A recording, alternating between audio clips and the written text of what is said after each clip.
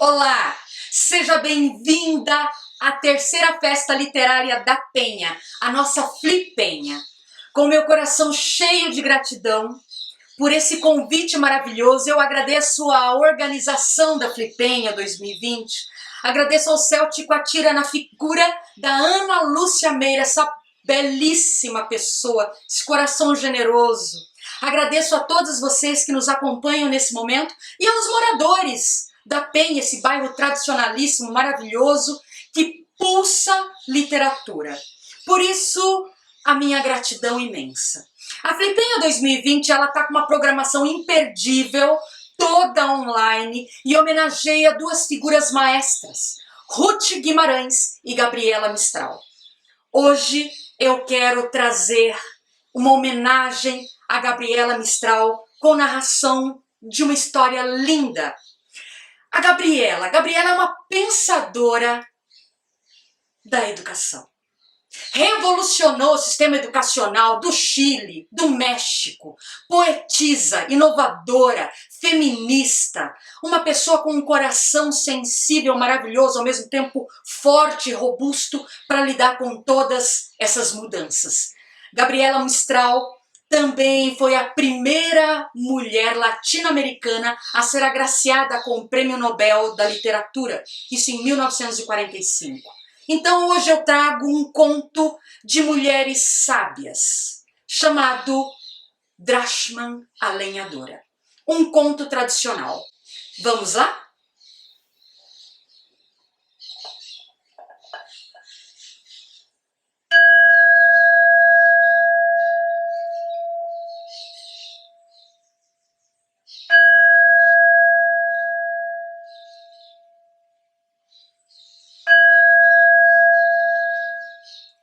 Reloj de campana, tócame las horas. Reloj de campana, tócame las horas. Para que despierten las mujeres todas. Para que despierten las mujeres todas.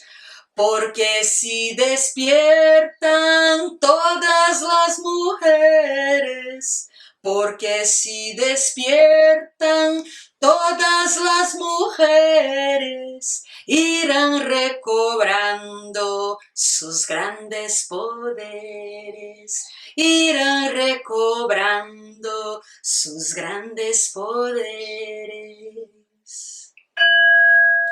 Reloj de campana, tócame deprisa. Reloj de campana, tócame deprisa, para que despierten las sacerdotisas, para que despierten las sacerdotisas. Las que busquen el cielo, las que busquen el agua, las que busquen el fuego, las que busquen el aire, las que llevan ofrendas a su tierra madre, las que llevan ofrendas a su tierra madre. Porque de sus hijas ella necesita, porque de sus hijas ellas necesita que canten y dancen llenas de contento. Que canten y dancen llenas de contento, invocando siempre a los cuatro elementos, invocando siempre a los cuatro elementos.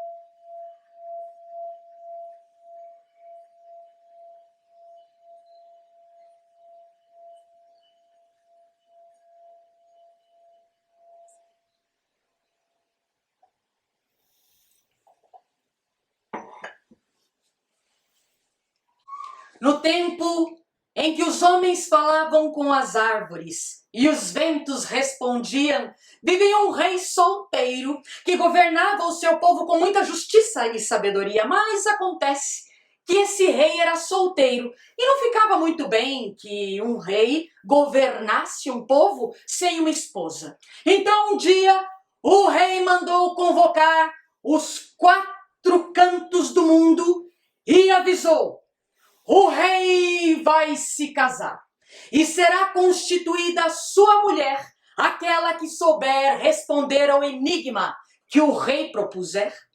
E para aquela solenidade, todas as mulheres da corte foram convidadas e acabaram chegando e escolhendo todas as melhores condições para estar naquela festa. Se meteram em espartilhos apertantes, em vestidos colantes, fizeram penteados mirabolantes, usaram perfumes estonteantes. Mas na hora da festa, o rei chegou e nem notou aquilo.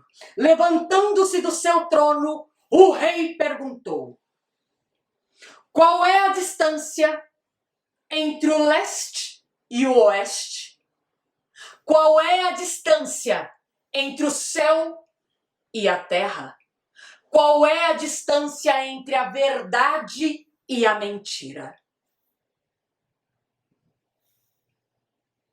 Cri, cri, cri, cri. As mulheres não souberam responder. Então o rei olhou para aquelas mulheres apiedado e disse: já que vocês não conseguem responder agora, eu lhes darei uma chance para vocês não dizerem que eu não sou justo. Ide, perguntai, procurai, buscai saber essa resposta e voltem daqui a 7 dias. E as mulheres saíram daquele salão com aquelas perguntas na cabeça. 7 dias se passaram e as mulheres voltaram para o salão real. E dessa vez capricharam ainda mais no look. Se meteram em espartilhos ainda mais apertantes. Colocaram decotes expulsantes. Fizeram maquiagens mirabolantes. Usaram perfumes estonteantes. Mas chegando ao salão real, o rei nem ligou. Foi direto para o seu trono e perguntou: qual é a distância entre o leste e o oeste? Qual é a distância entre o céu e a terra? Qual é a distância entre a verdade e a mentira?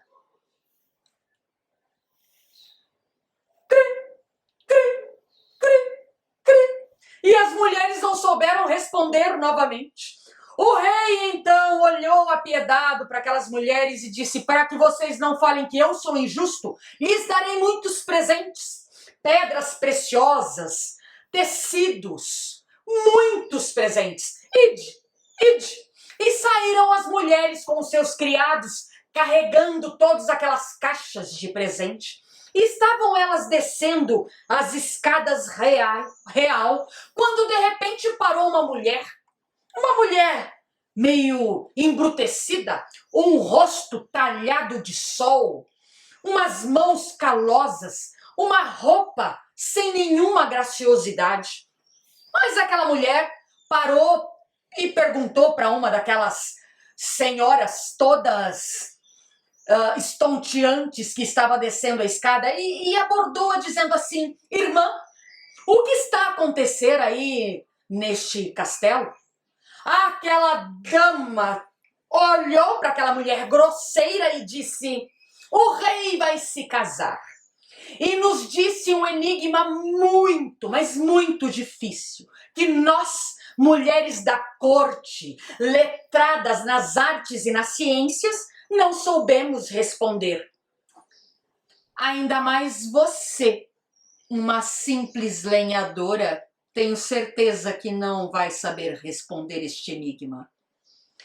Tratava-se de Drachman, a lenhadora, que olhou para a mulher e disse: pois eu vou sim até o rei e vou responder ao enigma dele. E subiu decidida as escadas reais. As outras mulheres cutucaram-se umas nas outras, outras nas umas, e resolveram seguir para ver a desgraça de Drashman na frente do rei. Drashman, então, subiu, chegou na frente do rei. O rei olhou aquela mulher e disse: uma mulher do povo, tenho certeza que vou perder o meu tempo, mas eu vou falar para ela o enigma e quero ver como é que ela se dá conta disso. Então, o rei, levantando-se do seu trono real, perguntou: agora, você, vamos lembrar? Qual que era o enigma? Qual é a distância entre o leste e o oeste? Qual é a distância entre o céu e a terra? Qual é a distância entre a verdade e a mentira? Drashman deu um sorriso e disse: ora, majestade, é muito simples. A distância entre o leste e o oeste é justamente a distância de um dia, porque o sol nasce no leste e se põe no oeste. A distância entre o céu e a terra é justamente a distância de um olhar, porque eu elevo os meus olhos e vejo o céu. Abaixo o meu olhar e vejo a terra.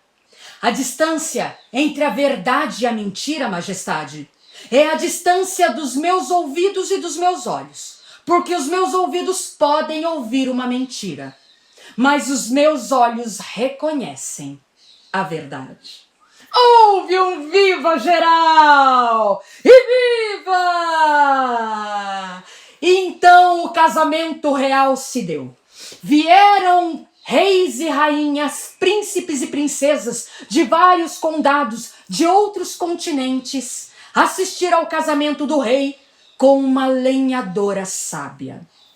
Mas, no dia do casamento, o rei pega as mãos de Drashman, olha profundamente para ela e diz: mulher, eres muito sábia, mas cuidado com a tua sabedoria, porque no dia que usares a tua sabedoria contra mim, você será destituída do posto de rainha e expulsa do castelo real. Drashman olhou para o rei e deu um sorriso. Há sorrisos que não são de felicidade. Há sorrisos que são apenas uma forma de demonstrar a nossa bondade. Gabriela Mistral. Como ela é atual, não é? Sempre esteve. E o tempo passou. Rei e rainha viviam muito bem. Mas acontece que naquele reinado haviam vacas e cavalos. E os homens que cuidavam das vacas, ao final do dia, guardavam as vacas deste lado do curral. E os homens que cuidavam das éguas, guardavam as éguas deste lado do curral. Um dia, bem cedo, o homem, que era o dono das éguas, chegou e começou a espalhar por toda aquela aldeia, dizendo que a égua dele havia parido um bezerrinho. A minha égua pariu um bezerrinho. A minha égua pariu um bezerrinho. Assim como eu e você, espantados porque égua não pare bezerro. Um filhote de uma égua é justamente um potrinho, um cavalinho. Um bezerrinho é filhote de vaca. Mas o que estava acontecendo ali? Pois justamente os aldeões todos daquele reinado quiseram saber o que é que estava acontecendo. E aquele homem insistia que a égua dele havia parido um bezerrinho. Acontece que o dono das vacas foi lá olhar aquela confusão e viu que era um bezerrinho que devia ser da vaca dele. Portanto, o bezerrinho era dele. Começou a confusão. O bezerrinho é meu, é da minha égua. O bezerrinho é da minha vaca, me devolva. E começaram aquele trubufu. Acontece que aquela confusão acabou chegando no rei. O rei ouviu então a reclamação de um e de outro. De repente, o rei ajusta a sua coroa real e dá o veredito. Chama o dono das vacas e diz: meu amigo, se você não sabe como é que um bezerrinho recém-parido foi parar do outro lado do curral, nas patas de uma égua, eu considero o dono do bezerrinho o dono das éguas. Aquilo foi uma injustiça. Todo o povo cochichava. Olha, eu acho que o rei foi injusto. Eu acho que isso não está certo. O dono das vacas então ficou inconformado, porque o rei tinha tirado o direito dele, de verdade, de ter a sua propriedade, que era um bezerrinho. Não conformado com aquela injustiça, o dono das vacas foi procurar quem? Procurou Drashman. Drashman ouviu a reclamação e então conversou com o rapaz. Passa o tempo. Um dia, o rei está lá na torre mais alta do seu castelo, olhando o areial branco que envolve todo o seu reino. Aquele mar azul que vai lambendo a areia branca. Chua, chua, chua. Quando de repente o rei olha uma coisa que ele não acredita. Ele esfrega os olhos e vem e fala: puxa vida, mas eu acho que eu estou vendo coisas. Aquele homem é louco. O rei vê um pescador que estava com uma rede muito grande de pesca. Mas em vez daquele pescador jogar aquela rede no mar, o pescador jogava aquela rede na areia. Pegava aquela rede e lançava na areia. Depois, recolhia aquela rede, chacoalhava a areia, ia para outro canto da praia e jogava a rede. Recolhia aquela rede, chacoalhava e jogava de novo para outro lugar da praia. O rei não se conformou com aquilo. Ele desceu e foi até aquele homem. Chegando diante daquele pescador, o rei lhe disse: você está louco, homem? Você não sabe que você tem que pegar essa rede e jogar no mar? Você não sabe que areia não dá peixe? O que dá peixe é o mar? Por que você não joga a sua rede no mar? Olha para o homem. E o homem então tira o chapéu. Tratava-se do dono das vacas. Olhou para o rei e disse: eu tenho muito respeito por Vossa Majestade, mas eu sei que a areia não dá peixe. Assim como uma égua jamais pode parir um bezerrinho. Naquele momento, o rei sente como se uma faca entrasse no seu peito, porque ele sabia que apenas uma mulher tinha sabedoria o suficiente para dar aquela resposta tão cheia de conhecimento. O rei então geme baixinho e diz: Drashman, você me traiu. Chamada a rainha Drashman na frente do rei: mulher, você me enganou. Eu havia dito a você, mulher, que jamais usasse a sua sabedoria para me prejudicar. E você usou a sabedoria. Portanto, agora você receba a sua lição. Você será destituída do seu posto de rainha. Você será expulsa desse castelo. Mas para não dizer que eu sou injusto, pegue o que você quiser desse castelo, mas suma daqui. Drashman toma um susto, olha para o rei e diz: Majestade, posso apenas te pedir uma única coisa? O rei, que já havia se afeiçoado a Drashman, olhou para ela e disse: o que é? Me dê apenas uma noite com um jantar. Apenas o jantar de hoje à noite. O rei olhou para aquela mulher que ele aprendera a amar e lhe disse: apenas um jantar e você vai embora. Drashman então consentiu. Naquela noite, uma mesa imensa, coberto do mais linho puro, branco, um castiçal de prata iluminava aquela sala. Apenas o rei e a rainha. O rei jantava, sem muito gosto, mal tocava na comida. Apenas o tilintar dos talheres cortava aquele silêncio sepulcral. Foi quando Drashman, olhando para um criado, lhe disse: por favor, sirva vinho ao rei. O criado o serviu e o rei tomou. Drashman dá um tempinho e, novamente, por favor, sirva vinho ao rei. O criado serviu e o rei tomou. Por favor, sirva mais um pouco de vinho ao rei.